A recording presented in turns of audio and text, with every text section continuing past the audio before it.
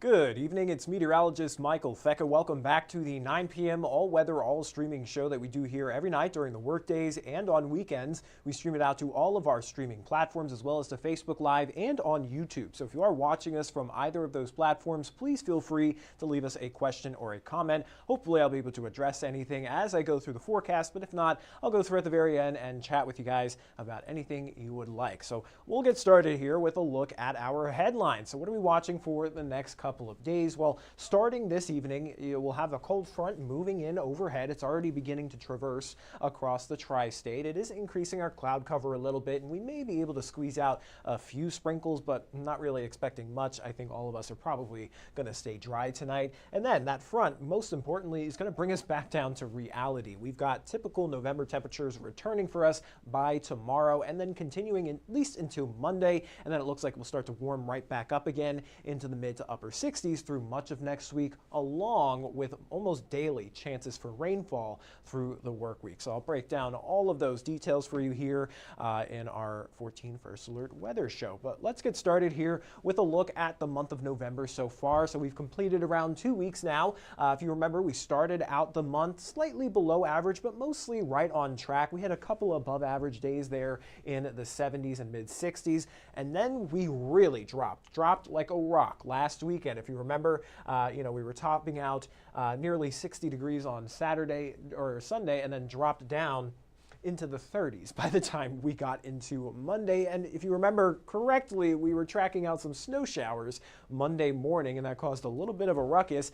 But honestly, that seems like it was a year ago by this point, because we topped out in the mid to upper 70s just this afternoon. So in a span of just a week, we've gone from the 30s to the 70s. So a big case of weather whiplash. So if you guys are feeling a little cold or a bit under the weather, that may be the reason why. But I certainly do enjoy when temperatures are warm like this, especially when it's accompanied by sunshine and dry weather. So 77 degrees today was what we got to here in Evansville, almost 80 degrees down towards Bowling Green. So extremely warm air settling in over the Ohio River Valley. And looking at what that looks like departed from normal, that puts us at around 15 to 20 degrees above average for today across a wide chunk of the United States. So that is going to start to come to an end here, though, through tonight and into tomorrow. We've got temperatures now dropping down slowly through the 60s, 65 here in Evansville, some clouds in Madisonville and Owensboro, temperatures still topping out in the mid to upper 60s. That front,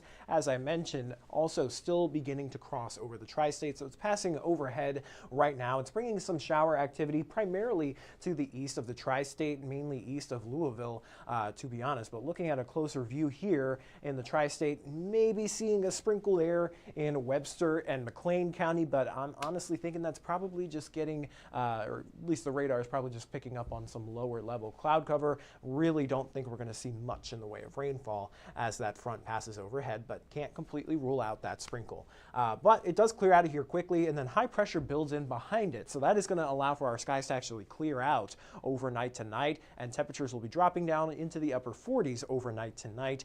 And then that'll also lead us into a very cool and sunny day for our Sunday. So let's track everything out here. Again, a sprinkle or two possible within the next hour or so, especially across western Kentucky, but that front will kind of dry us out overnight. High pressure sticks with us through Sunday, but you'll notice those wind barbs coming out of the northwest, indicating a bit more of a cooler air mass settling in, but hardly even any clouds through the day tomorrow. So sunny, seasonable, winds out of the northwest, temps in the upper 50s.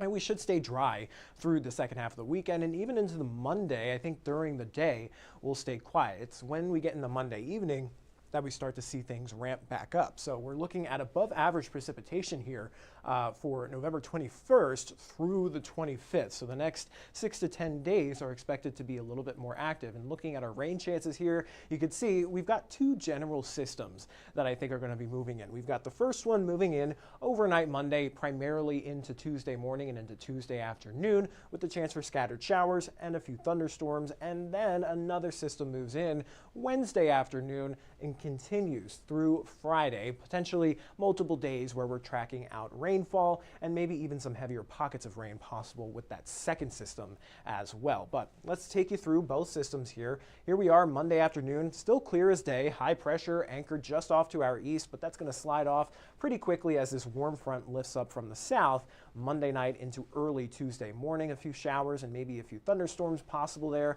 The severe weather risks are fairly low with this system, but the Storm Prediction Center did say it is possible for maybe a stronger storm to develop out of this system, perhaps a gusty wind or some small hail is possible, but not expecting it to be a widespread severe weather event. And then we really don't catch a break from the showers. It looks like showers may even just continue on and off, scattered throughout the day on Wednesday before they start to ramp back up again overnight into early Thursday morning with another warm front lifting up. But I think the heaviest of the rains move in for Friday morning and into Friday afternoon as that cold front slides through, and then we'll have high pressure build in for next weekend with maybe just a few showers, but overall trending on the drier side.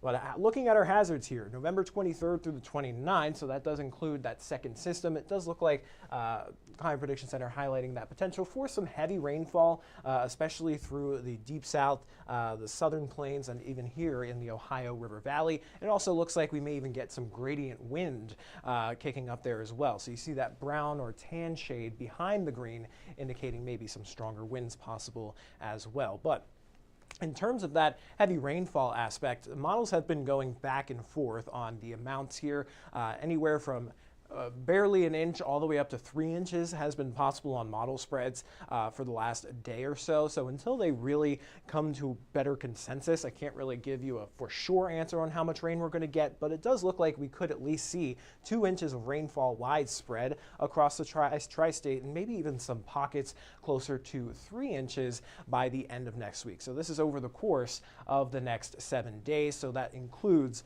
both systems through next week. But you can see if you pull out here, the best chance for some of the heaviest rainfall and maybe even potential flooding issues is going to be to our southwest. So through areas like Arkansas into southeastern Oklahoma and northeastern Texas is probably where they'd have the best chance for that flooding risk. But with the rain being spread out over several days, I don't think we'll have too much of a widespread flooding issue, but it'll be something that we'll monitor over the next few days. Outside of the rain and thunderstorms, temperatures again are going to be above average. Now, I don't think they're going to be quite as warm as we've seen this weekend and yesterday, but it is still going to be above average for this time of year. So there's a look at your 7-day forecast. Typical highs are in the upper 50s. So tomorrow's essentially a perfect mid-November day, sunshine, temps in the upper 50s. Doesn't get more classic than that. But we start to warm back up through next week, back into the mid, maybe even upper 60s on a few days. But you'll notice it's accompanied by almost daily chances for showers and some thunderstorms possible before we start to clear out by the start of next weekend. So that is the latest on the forecast here. Let me go ahead and check out some of the comments. Looks like Sargent is saying, hey, from Owensboro, hello to you. Cheyenne says, good evening to you as well. Zach is asking what's the likelihood of Evansville getting a tornado outbreak next week. At this point in time, it doesn't look very likely. Not really something we are concerned about at this point. So no need to worry yourself.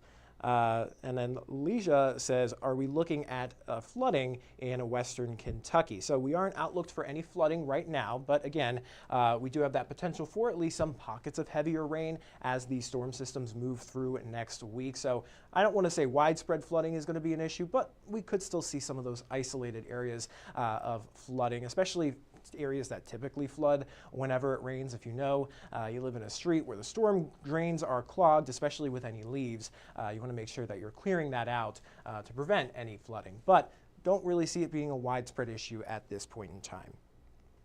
And it looks like Leslie just says hello from Madisonville. Hello to you too. But that is all I'm seeing here in the comments for our questions. So I am going to hop off the live stream and I'll send you guys over to 14 News at 10 for all the latest news and weather headlines. Until then, everybody, stay safe and have a great rest of your night.